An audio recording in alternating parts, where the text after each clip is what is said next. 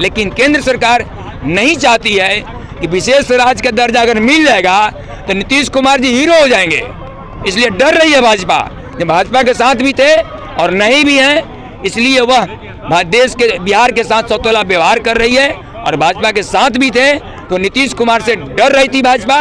नीतीश कुमार जी को अगर विशेष राज्य का दर्जा देती हैं तो नीतीश कुमार जी मोदी से कहीं बहुत आगे निकल जाएंगे। क्या लगता है कि पूर्वोत्तर में भाजपा किस तरह से आने वाली है? पूर्वोत्तर में तो कोई चांस नहीं है। 3 पोल है। मैं सभा के माध्यम से बोला था कि 3 पोल है, एक लालू पोल है, एक हम लोग हैं और एक भाजपा है। जब 2 पोल एक तरफ जाता है तो तीसरा पोल पराजित हो जाता है। बंगाल में पिछले बार कुछ ज़्यादा सीट जीत चुके हैं, लेकिन ममता बनर्जी ने पुनः अपने को बहुत संगठित करके मजबूत किया है। 18 सीट अब नहीं मिलने वाला है। हिंदी हॉटलाइन जो देश का है, इन राज्यों में भारतीय जनता पार्टी का असली परीक्षा होना है। बिहार में, उत्तर प्रदेश में, महाराष्ट्र में, बंगाल में, इन राज्यों में अगर हम उनको रोकने में सफल हो जाएंगे तो मैं समझता हूं कि भारतीय जनता पार्टी पूरे देश में साफ हो जाएगी।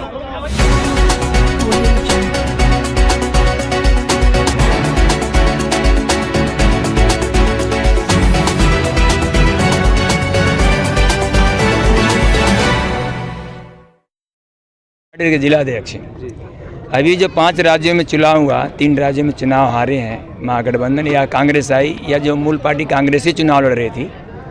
मेरा इस पर कहना है कि माननीय नीतीश कुमार जी ने पूरे देश में एंटी बीजेपी के बाद जितने लोग हैं सबको गुलबंद करने का काम किया है। लेकिन थोड़ी थोड़ी बातों को लेकर, थोड़ी थोड़ी सवाल पर यह जो है बातें नहीं रही। लोग अपने अपने अनुसार चुनाव लड़े। बीजेपी के खिलाफ जितनी वोट था वो बिखर गया और उसका वोट संगठित था। कांग्रेस बात को नहीं मानी, अपने आप को बहुत बड़ी पार्टी के रूप में देख रही थी कि हमारी बड़ी पार्टी है, किसी से समझौता नहीं करेंगे, अगले चुनाव लड़ेंगे, अपने दम पर लड़ेंगे। और उसका कुछ उनको नतीजा भुगतना पड़ा है। अगर नीतीश जी की बात कांग्रेस आई मानी होती और नीतीश जी के राह पर चली होती, नीतीश जी भी हमारी पार्टी भी चुनाव लड़ी है, अगर वहाँ सबका गठबंधन एक होता तो भाजपा जीतती नहीं, कहीं पर नहीं जीतती। लेकिन भाजपा के खिलाफ लड़ने वाले सभी लोग बिखरे हुए हैं और वह संगठित है, इसलिए जीत गई है। क्या लगता है कि इस आगामी लोकसभा चुनाव में ये लोग संगठित होने वाले हैं? आगामी लोकसभा चुनाव में नीतीश जी के नेतृत्व में ये लोग निश्चित है कि संगठित होंगे। अगर मैं आज ही कह देता हूँ, अगर नहीं होंगे तो फिर हाल अच्छा नहीं रहेगा।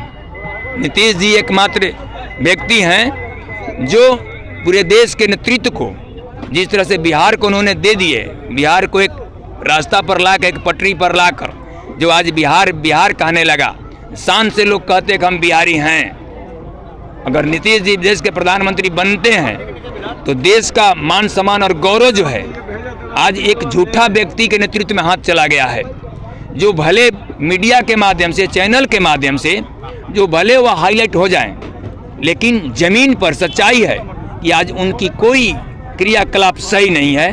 लेकिन नीतीश जी अगर बनेंगे प्रधानमंत्री तो ये जो कहते हैं सो करते हैं। आज देश हर मामला में, आज हमारा देश जो है, नीतीश जी एक इंजीनियर हैं, नीतीश जी एक वैज्ञानिक हैं, नीतीश जी की सोच दूरदृष्टि होती है।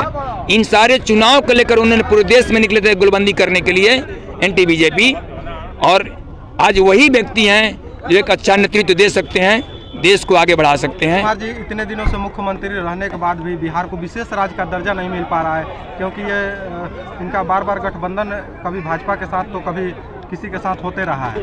क्या कहना चाहेंगे इस बारे में? एक ये देखिए, नीतीश कुमार जी ने बिहार को एक विशेष राज्य का दर्जा जो इन्होंने मांग कर रहे हैं, यह बिहार की स्थिति में बहुत जरूरी था।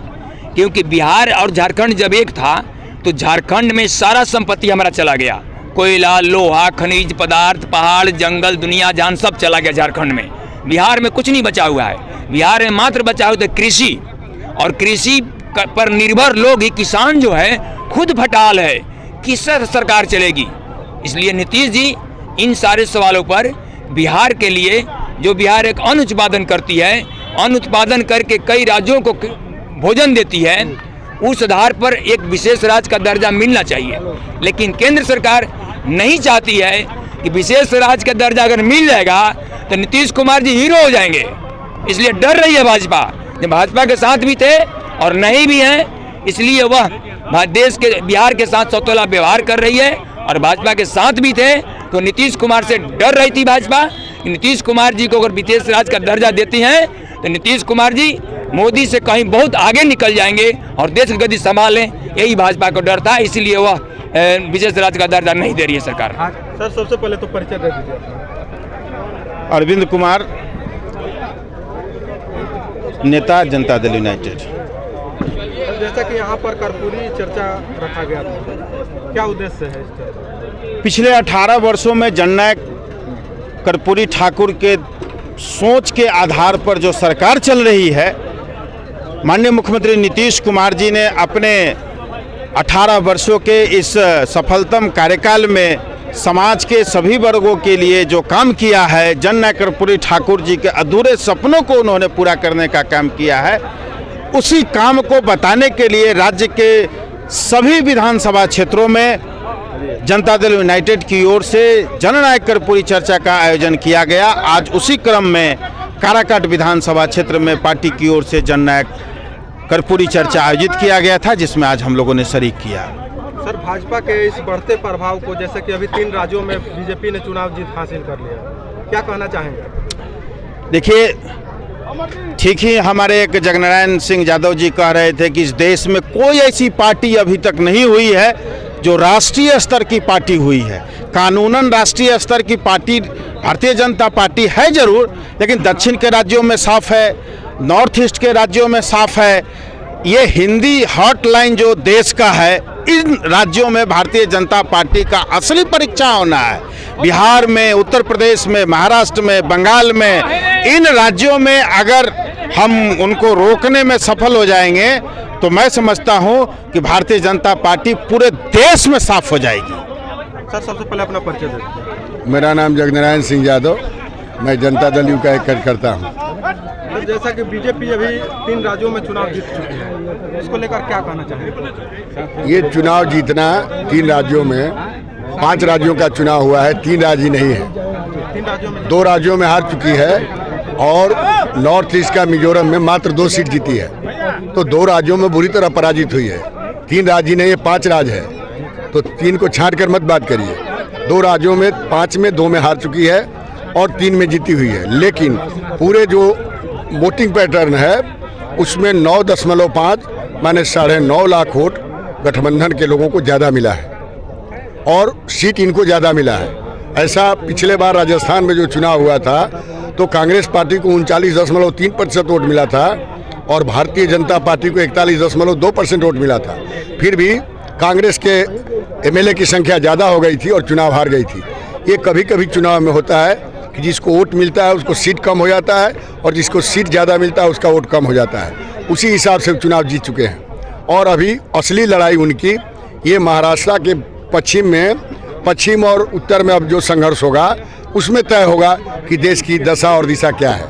क्या लगता है कि पूर्वोत्तर में भाजपा किस तरह से आने वाली है? पूर्वोत्तर में तो कोई चांस नहीं है, क्योंकि बिहार, बंगाल में पिछले बार कुछ ज़्यादा सीट जीत चुके हैं, लेकिन ममता बनर्जी ने पुनः अपने को बहुत संगठित करके मजबूत किया है। 18 सीट अब नहीं मिलने वाला है और बिहार में हमारे साथ थे तो 17 सीट मिला है और यहाँ 3 पोल है। मैं सभा के माध्यम से बोला था कि 3 पोल है, एक लालू पोल है, एक हम लोग हैं और एक भाजपा है।